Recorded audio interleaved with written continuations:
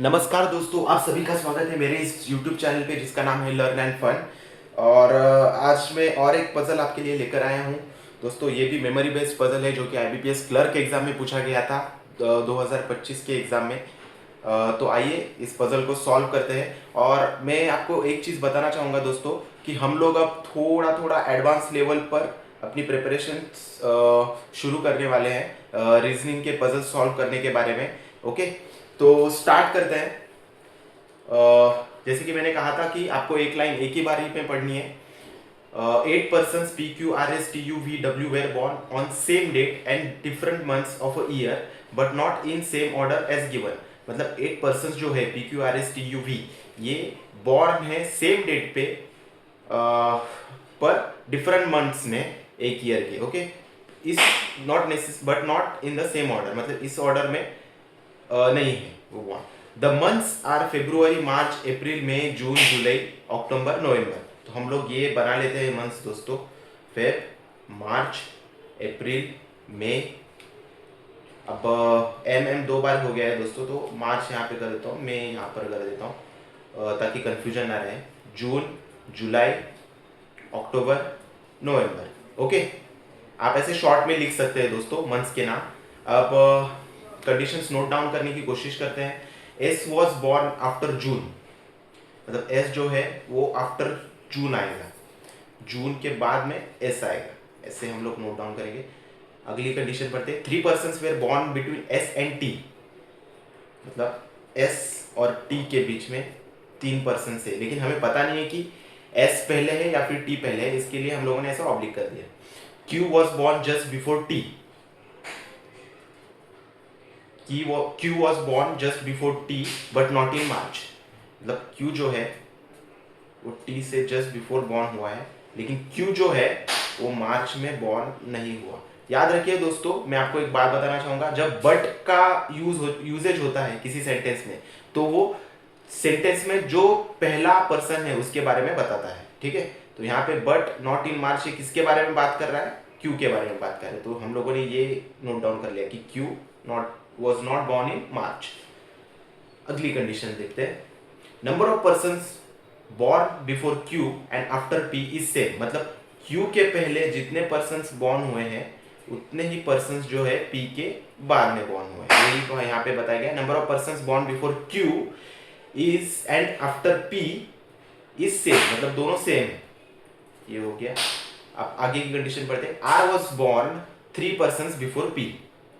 R was born 3 persons before P, मतलब R अगर यहाँ पे बॉर्न हुआ है तो आपको 3 पर्सन्स बना लेने हैं और P को यहाँ पे रखना है। मतलब R was born 3 persons before P, मतलब 1 2 3, तीसरा जो पर्सन था वो R था। ऐसे आपको एक कंडीशन बनानी है, हमेशा याद रखिए दोस्तों। जब ये ऐसा सेंटेंस आए R was born 3 persons before P, तो आपको ऐसे बनाना है P और उसके बाद में 1 2 3 उसके पहले आएंगे, तो तीसरा जो पर्सन होगा वो R होगा। अगली कंडीशन देखते हैं। V was born just before you। V was born just before you। Okay, you। तो आइए दोस्तों सॉल्व करने की कोशिश करते हैं। अब हम लोग थोड़ा एडवांस लेवल पर सॉल्व करने की कोशिश करेंगे हर एक पजल को। ओके दोस्तों, तो आइए, जैसे कि मैंने प्रीवियस वीडियोस में भी कहा है आपको कि आपको कंडीशंस को लिंक करके पजल सॉल्व करने की कोशिश करनी है। और याद रखिए दोस्तों, रीजनिंग में आपको हमेशा अपना माइंड अप्लाई करना है।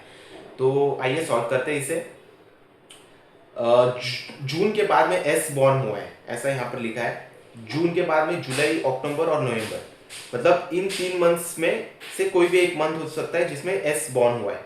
और यहाँ पर और एक कंडीशन हम लोग लिंक कर सकते हैं कि एस और टी के बीच में 3 पर्सन है, एस और टी के बीच में 3 पर्सन है। और समझो दोस्तों, अगर हम लोग एस को यहाँ पर लेते हैं, ओके, एस को अगर हम लोग यहाँ पर लेते हैं तो 1 2 3 छोड़ के टी यहाँ पर आ सकता है। ओके, अगर टी यहाँ पर आया तो टी के जस्ट बिफोर क्यू आता है, मतलब क्यू यहाँ पर आ जाएगा। ओके, तो ये एक पॉसिबिलिटी हो सकती है। दूसरी पॉसिबिलिटी हम लोग चेक करते हैं कि अगर हम लोग जून के बाद में जो एस बॉर्न हुआ है, अगर एस को यहाँ पर रखते हैं तो 1 2 3 छोड़कर टी जो है यहाँ पर आ जाएगा। और टी अगर यहाँ पर आ गया तो क्यू जो इस कंडीशन में जो बताया गया है कि क्यू जो है वो इमीडिएटली बिफोर आता है, ठीक है। अगर टी यहाँ पर आ गया तो क्यू यहाँ पर आ जाएगा, लेकिन यहाँ पर क्या लिखा है दोस्तों कि क्यू मार्च में नहीं आ सकता, मतलब ये पॉसिबिलिटी तो नहीं हो सकती कि एस यहाँ पर आ जाए, ओके। ये एक पॉसिबिलिटी हो सकती है कि एस यहाँ पर आए और 1 2 3 छोड़ के टी जो है यहाँ पर आ जाए, ओके, और टी के जस्ट बिफोर क्यू आ जाए, ठीक है, और क्यू मार्च में नहीं है, मतलब क्यू फेब में आ जाएगा, मतलब ये एक पॉसिबिलिटी हो सकती है। और एक पॉसिबिलिटी चेक करते हैं कि एस यहाँ पर, अगर एस हम लोग यहाँ पर लेते हैं दोस्तों, तो 1 2 3 छोड़ के टी जो है यहाँ पर आएगा। टी अगर यहाँ पे आया तो उसके इमीडिएटली बिफोर क्यू आएगा, ओके, और क्यू जो है मार्च में नहीं आ सकता, मतलब ये भी एक पॉसिबिलिटी हमारी हो सकती है दोस्तों। तो हम लोग दो पॉसिबिलिटीज को लेके सॉल्व करने की कोशिश करेंगे। सबसे पहले एक पॉसिबिलिटी बनाने की कोशिश करते हैं, ओके। तो एस यहाँ पर आ गया, ओके, और एक में एस, दूसरी पॉसिबिलिटी में एस यहाँ पर आ गया, ठीक है। एस और टी के बीच में 3% है, 3% यहाँ पे तो नहीं, तो 1 2 3% छोड़ के टी यहाँ पर आ जाएगा। यहाँ पर तो नहीं आ सकता टी, तो 1 2 3% छोड़ के टी यहाँ पर आ जाएगा, और क्यू इमीडिएटली बिफोर है टी के, जैसे हम लोगों ने कहा, तो क्यू यहाँ पर आ जाएगा। मतलब आपकी ये तीनों कंडीशंस जो है ये सॉल्व हो चुके हैं ऑलरेडी दोस्तों। अब यहाँ पर देखिए क्यू के बिफोर जितने पर्सन्स है उतने ही पी के आफ्टर है, मतलब क्यू के बिफोर एक भी पर्सन है तो पी के आफ्टर भी एक भी पर्सन ही होना चाहिए। सेम अगर इस पॉसिबिलिटी में हम लोग देखें तो क्यू के बिफोर 2 पर्सन है तो पी के बिफोर, तो पी के आफ्टर भी 2 पर्सन होने चाहिए, तो पी यहाँ पर आ जाएगा और ये 1 2, ठीक है। मतलब आपकी ये वाली कंडीशन भी सॉल्व होगी, अभी ये वाली कंडीशन भी आपकी सॉल्व हो गई। अगली कंडीशन देखते हैं।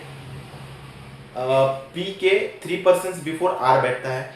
अभी पी हमें मिल गया है कि यहाँ पर बैठता है इस पॉसिबिलिटी में, और इस पॉसिबिलिटी में यहाँ पर बैठता है, तो 1 2 छोड़ के आर यहाँ पर आ जाएगा, 1 2 छोड़ के आर यहाँ पर नहीं आ सकता, मतलब दोस्तों ये पॉसिबिलिटी भी नहीं है, मतलब पॉसिबिलिटी ये एक ही है, यहीं पर पजल आपका सॉल्व होगा दोस्तों। मतलब ये भी कंडीशन आपकी फुलफिल हो गई, और वी यू के इमीडिएटली बिफोर वी आता है, तो यहाँ पर तो कोई 2% की जगह खाली नहीं है, ये एक ही जगह खाली है, तो हम लोग यहाँ पर रख देंगे। और जो बचा हुआ जो पर्सन है, पी हो गया, क्यू हो गया, R S T U V, मतलब डब्ल्यू जो बचा है वो बचा हुआ पर्सन यहाँ पर आ जाएगा। ये आपका पजल सॉल्व हो गया दोस्तों, ओके, ये आपका पजल सॉल्व हो गया। हम लोगों ने 2 पॉसिबिलिटी लेके चेक किया, ओके। अब मैं आपको दोस्तों एडवांस लेवल पर पजल सॉल्व करना सिखाऊंगा, ओके। ये एक पजल था, हम लोगों ने थोड़ा एडवांस तरीके से सॉल्व करना सीखा, ओके। तो अगर ये वीडियो आपको पसंद आया है दोस्तों, तो इस वीडियो को लाइक कीजिए, सब्सक्राइब कीजिए, शेयर कीजिए अपने दोस्तों के साथ, और बेल आइकॉन को दबाना ना भूलें दोस्तों, ताकि आने वाले वीडियोस की नोटिफिकेशंस आपको मिलती रहे। और मैं आपको ये भी बताना चाहूँगा कि आप सभी को दिवाली की हार्दिक शुभकामनाएं दोस्तों। थैंक